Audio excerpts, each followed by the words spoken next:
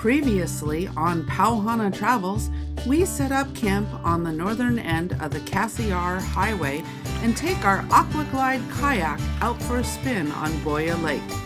If you missed this video, be sure to click on the link above to catch up on this adventure.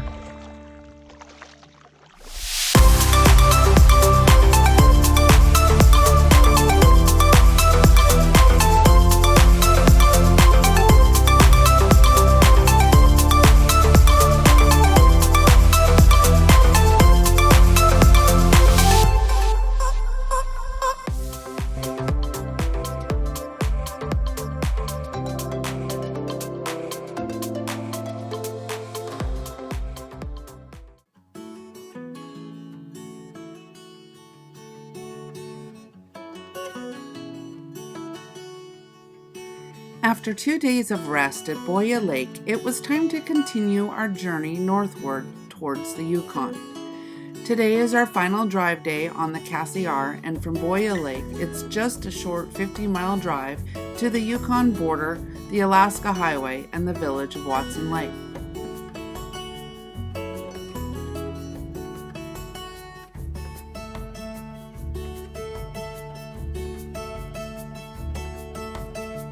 The last 50 miles of the Cassiar Highway is where you leave the Cassiar Mountains and enter the Yukon Plateau, where the terrain flattens out and the Horse Ranch Range, some of the oldest mountains in northern BC, can be seen off in the distance.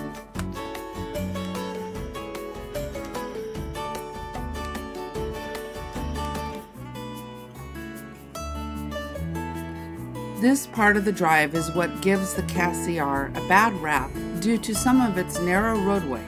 However, I wouldn't let this stop you.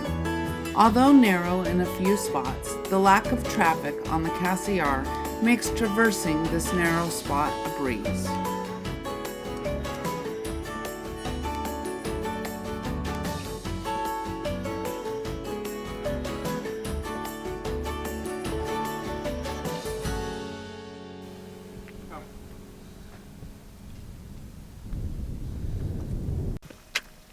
We've made it back to the Yukon. The drive is well worth it. I think this is a prettier drive northbound than the Alcan. I think so. We don't know. We've never done the Alcan. I know. An easy drive considering there's no traffic. Yes, very little traffic. You have to negotiate the bears and a semi here and there. That's about it. Yep. All right, well, let's head into Watson Lake, refuel, and get back on the Alcan. The Alaskan Highway. Go on. Just... You gotta flatten it out. Yeah, the rain will take it off. We left our mark. Yes. Oh, I got it. No, you didn't. You missed. You missed. You totally missed. I had it, I thought. There you go. All right, RVing to Alaska, we're up there. What do you think, Spirit? Are you glad to be back? She's like, I'm glad to be out of the motorhome. All right, there we are. And there's the welcome to beautiful British Columbia. It's been fun. It's been 2 weeks. Right? 2 weeks? Yep. Time to move on. After the obligatory stop at the Yukon sign, we headed into Watson Lake for fuel. You can fill up in Nugget City at the Cassiar Alcan Junction, but you will pay a premium for it. We instead backtrack the 13 miles to Watson Lake for cheaper fuel, a free dump station, and groceries if needed.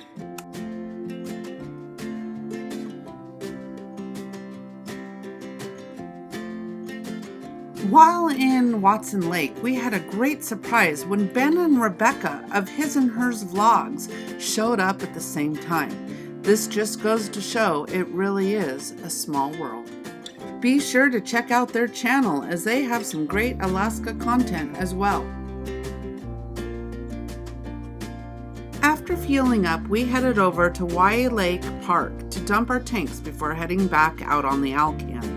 This was our first opportunity to dump since getting on the Cassiar a week previous. Note, however, there's no potable water at this dump station, but I have heard you can get water at the visitor center.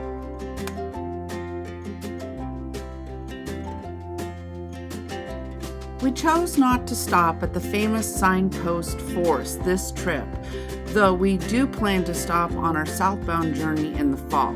To see where we put our sign in 2017, revisit that day by clicking the link above.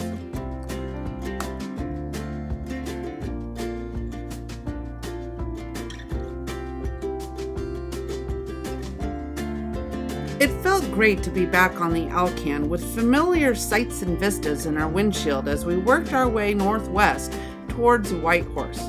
From the Cassiar Junction, today's destination was 150 miles away in Teslin, Yukon, where we planned to stop for the night at a government campground.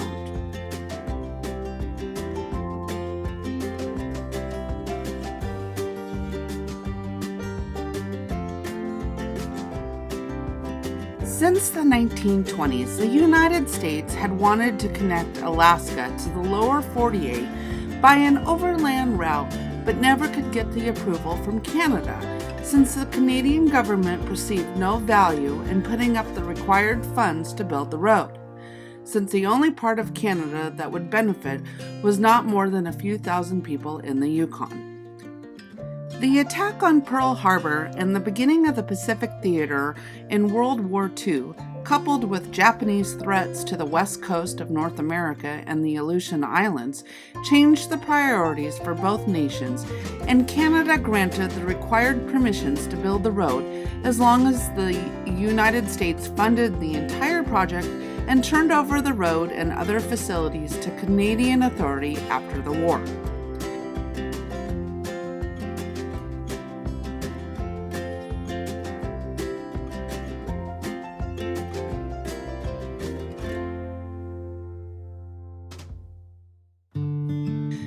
Several routes were proposed to build the road, and ultimately the prairie option, advocated by the United States Army Corps of Engineers, was the only practical route. It was far enough inland from enemy planes, and it linked the airfields of the Northwest staging route that conveyed land-lease aircraft from the United States to the Soviet Union. This option encountered more level terrain, not ascending a pass over 4,250 feet. There was also a railhead terminus at Dawson Creek, British Columbia, where supplies for the road could easily be transported to, and a winter trail from there to Fort Nelson to the northwest. It followed the Rocky Mountain Trench toward Dawson City before turning west to Fairbanks.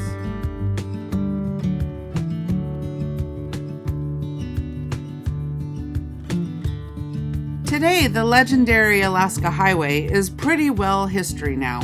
No more gravel roads, no more suicide hills, far fewer curves. What lies in front of you now is a modern highway through spectacular, mostly uninhabited land. But if you care to look, the ghosts of the old highway are everywhere. Some old sections of the highway are still in use as local roads, while others are left to deteriorate, and still others are plowed up. Rerouting in Canada has shortened the highway by about 35 miles since 1947, mostly by eliminating winding sections and sometimes by bypassing residential areas. The historic milepost markings are therefore no longer accurate, but are still important as local location references. Today you can find over 40 interpretive panels that were installed by historical significant points. The milepost does a really good job of pointing these out as you make your way along the Alcan. Today's drive was a beautiful one. British Columbia, you were amazing, and we can't wait to see what the Yukon has in store ahead in our travels as we work our way north to Alaska.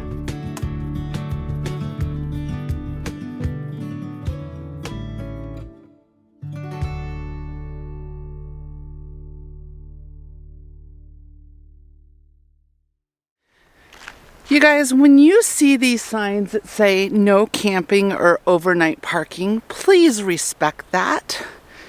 This is a Yukon rest area But right behind it is our campground that we're at. And the Yukon makes camping very affordable. It's only $12 a night Canadian to stay in the campground. But you're always going to have this guy breaking the rules, which could eventually really, for those of us that like to boondock in legal places, will lose those rights and those places will be taken away. So, if you see this sign, respect it and go into the campground. This was where we camped last night. The Yukon campgrounds really do a great job of giving you the information you need. As you can see, the Teslin Lake campground that we're at, they give you a map of all the spots, and there's 26 spots here, I believe. 27 it says on the map. It gives you the rules both in English and in French. You get free campground wood here, which is great. Last night we split up a couple pieces and had a nice fire. They provide you the permit forms. Again, it's $12, and all you do is you feed the Iron Ranger. The two of us are currently parked in sites 21 and 22, and there's 4 sites down on the river, or I'm sorry, on the lake. And that's where we're at. The roads are nice and big and very easily maneuverable with any size rig. Once you pay for your site and you fill out your little slip, it's really easy. Just put your permit on your post and you're set. One advice I suggest is when you go to leave, take your permit with you so when someone is coming in after you, they don't think your site is already taken. All in all, we really love the Yukon Government camps.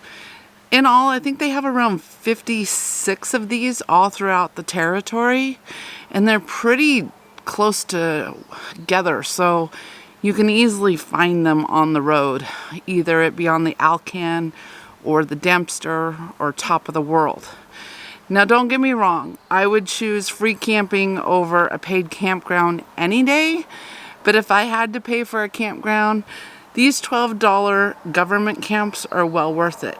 Now one thing, don't expect full hookups. Don't expect hookups at all.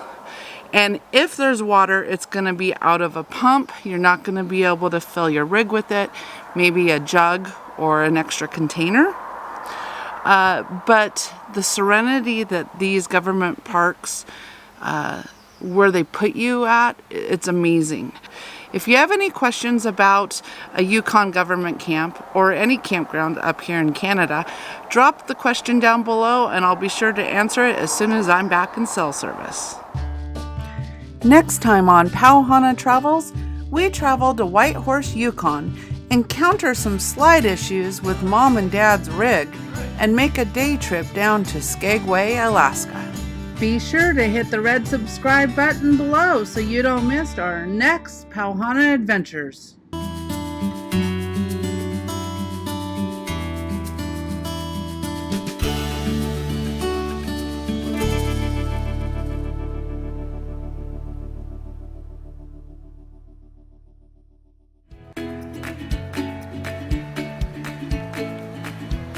As always, if you like this video, please give us a thumbs up down below. Leave us a comment and subscribe to the channel if you haven't done so already. We thank you for watching. Until next time, Pau Hana.